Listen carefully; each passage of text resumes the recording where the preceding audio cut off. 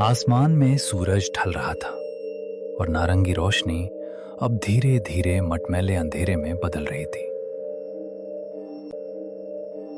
एक पुरानी जीप हिचकोले खाते हुए आगे बढ़ रही थी। राघव ड्राइविंग सीट पर था, एक हाथ स्टीयरिंग पर और दूसरा अपने कीमती कैनन कैमरे पर, जो बगल वाली सीट पर रखा था। उसके चेहरे पर एक अजीब सी चमक थी, एक शिकारी की चमक। वहीं बगल में बैठा समीर सीट बेल्ट को इतनी जोर से पकड़े हुए था जैसे कि वो उसे बचा लेगी। समीर, यार ये चेहरा सीधा कर।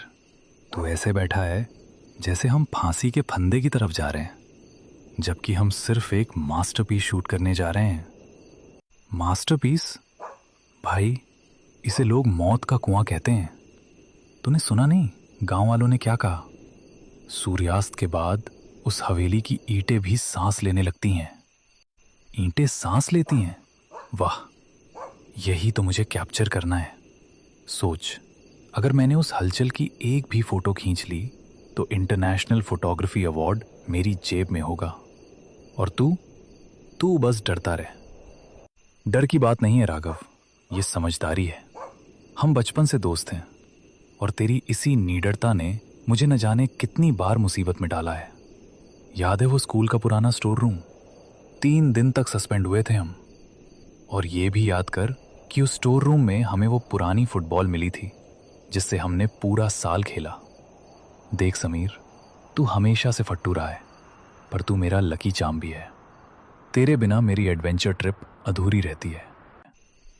दोनों की दोस्ती स्कूल के दिनों से थी। राघव हमेशा से साहसी था, जिसे खतरों से खेलने में मजा आता था, जबकि समीर एक सीधा साधा लड़का था जो किताबों और सुकून वाली जिंदगी को पसंद करता था। इस सफर पर आने की वजह भी राघव की जिद ही थी। राघव को एक नामी मैगजीन के लिए भारत की सबसे डरावनी जगह विषय पर फोटो सीरीज तैयार करनी थी। उसने समीर को यह कहकर मनाया था कि शहर की भीड़भाड़ से दूर एक छोटा सा रोड ट्रिप हो जाएगा, लेकिन समीर को क्या पता था कि राघव उसे शहर की सबसे बदनाम और शापित हवेली के गेट पर ले आएगा। गाड़ी के टायर सूखी पत्तियों और टहनियों को कुचलते हुए आगे बढ़ रहे थे। बाहर का अंधेरा इतना गाढ़ा था कि हेडलाइट की रोशनी भी जैसे उस काली दीवार से टकराकर वापस आ रही थी। गाड़ी के अंदर एक अजीब सी सड़ांध भरने लगी थी, जैसे पुरानी गीली लकड़ी और गंधक सल्फर का मिश्रण। राघव स्टीयरिंग थामे हुए था, लेकिन उसके माथे पर पसीने की बूंदें चमक रही थीं।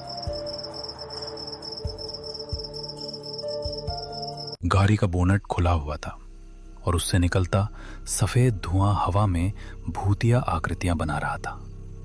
राघव बाहर खड़ा था, लेकिन उसे ऐसा महसूस हो रहा था जैसे हवा का तापमान अचानक कई डिग्री गिर गया हो। जंगल की गंध बदल चुकी थी। अब वहां सूखी पत्तियों के साथ साथ किसी पुराने सड़े हुए मांस की गंध आने लगी थी।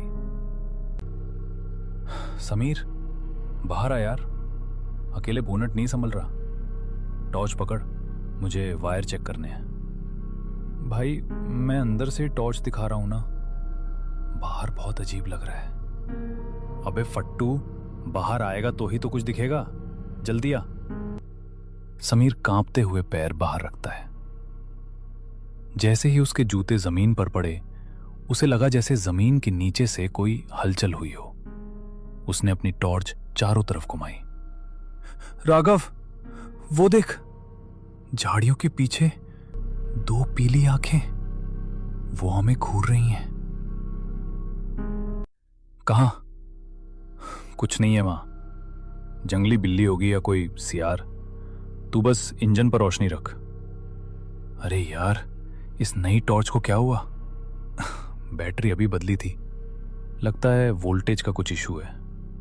राघव, टॉर्च खराब नहीं है, कुछ और है। देख, उस बरगद के पेड़ के पास वो साया, वो इंसान जितना लंबा है, लेकिन उसके हाथ जमीन तक लटक रहे हैं। तू पागल हो जाएगा समीर, वो पेड़ की परछाई है। राघव ने जैसे ही उस तरफ टॉर्च मारी, रोशनी वहां पहुंच